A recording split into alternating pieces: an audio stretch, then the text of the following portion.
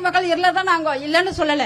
ஆனா எங்க வீட்டு காலிப்பட்டு சொல்றாங்க நீர் இது புறம்போக்கு இது சொல்றாங்க, நீர் பிடிப்புன்னு சொல்றாங்க. எதுக்கு பட்டா கொடுத்தாங்க, எது கரண்ட் கொடுத்தாங்க, எதுக்கு எல்லா வசதி பண்ணி கொடுத்தாங்க? இப்ப காலி பண்ணா நாங்க எங்க போறது சொல்லுங்க, நீங்களே சொல்லுங்க.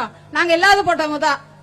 இந்த குடி கெடுத்து எங்க குடும்பம் எல்லாம் பாதிக்கப்படுது. எங்க வீட்டுக்காரர் இறந்துட்டாரு, 5 மாசம் தான் ஆகுது குடிச்சு. இந்த கஞ்சாலாம் ஒழிக்கணும், இந்த சாராயெல்லாம் ஒழிக்கணும் ஐயா என்று நான் தாய்மொழியா கேட்டுக்கிறேன் ஐயா.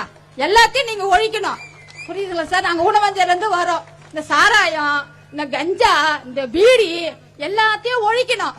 எங்களால தைரியமா வளர்த்த முடியல, போக முடியல. பசங்க ஸ்கூலுக்கு போறதுக்கு கூட பயப்படுத்துங்க. ஏமா பசங்க என்ன பண்ணிடுமா? 10 வயசு பையன் அவன் கஞ்சா அடிச்சுட்டு என்ன சித்ரா என்ன ரோட்ல போற பாக்க மாட்டியான்னு கேக்குறான். அப்பெல்லாம் எவ்வளவு கேவலமா இருக்கு இந்த கஞ்சா. அதுக்கு முன்னெல்லாம் கிடையாது. இப்பதான் கஞ்சாவா அதுவா சாராயமா குடிச்சிட்டு வீட்டுல ரோட்ல லுங்கியா போய் பொம்பளைங்க நடந்து வர முடியல, அவ்வளவு பயத்துல வரும்.